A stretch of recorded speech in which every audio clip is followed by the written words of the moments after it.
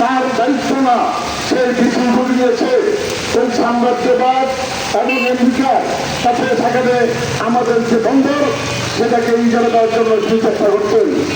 একই সাথে সাথে আমাদের যে দ্রব্যমূল্যের যে নিয়ন্ত্রণ এই সরকার বিদায় দেওয়ার পূর্বে থেকেই জনগণ এই দ্রব্যমূল্য নিয়ে হাসপাত করছিল। সেখানে দ্রব্যমূল্য নিয়ন্ত্রণ আনতে পারেন নাই। একই সাথে সাথে দেশের লোক সন্ত্রাস হচ্ছে, দেশের দুর্নীতি লুটপাট হচ্ছে। গত 11-13 মাসে প্রায় 6,000 কোটি টাকা, 6,000 মানুষ সেখানে কুটকুটে হয়েছে, দেশের টাকা বিদেশের টাকা রয়েছে।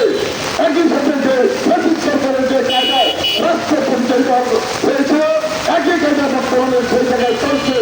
আর কাজ ক্ষেত্র করে নির্বাচনকে কাজ ক্ষেত্র করার জন্য ঐক্যমতের কমিশনের সাথে বিভিন্ন পায়তারা করছে, বিভিন্ন রাজনৈতিক দল বিভিন্নভাবে যে সেখানে রয়েছে দেশীয় সঞ্চালিত এবং বিদেশি পরিচালিত চক্রান্ত লিপ্ত হয়েছে নির্বাচন বাঞ্ছন করার জন্য।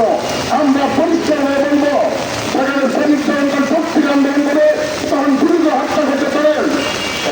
এই সরকার ক্ষমতা আসার পর সাধারা শুনে গাড়িগুলো দ্রুত হত্যা করেছেন এবং সেখানে আরেকটি জায়গায় সেখানে দ্রুত হত্যা করেছেন। অথচ যেখানে লক্ষণ নয় সেই জায়গায় আপনার কোনো বন্ধপাত নাই।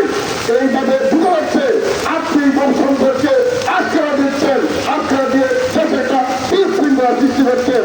সংগ্রামী বন্ধুগণ, আমরা পরিষ্কারভাবে বলতে চাই, কাল স্থাপন না করে আমাদের দেশের জনগণের যে আকাঙ্ক্ষা ছিল একটা নির্বাচনের মধ্য দিয়ে একটা ক্ষমতাসীন দলের কাছে ক্ষমতা হস্তান্তর করুন, ওই হস্তান্তরের মধ্য দিয়ে আগামী যে দেশ কিভাবে পরিচালিত হবে, সামনের যে দেশ মুক্তিযুদ্ধের যে বাংলাদেশ, সেই বাংলাদেশ কিভাবে পরিচালিত হবে, সেই জায়গায় প্রত্যেকের মনুষ্য হবে ছাত্র শ্রমিক জনতার যে আকাঙ্ক্ষা সেটা পরিপূর্ণ হবে।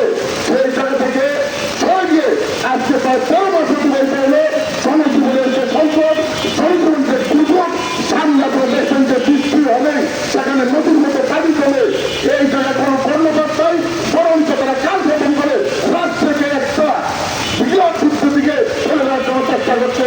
তাই বাম বলবেন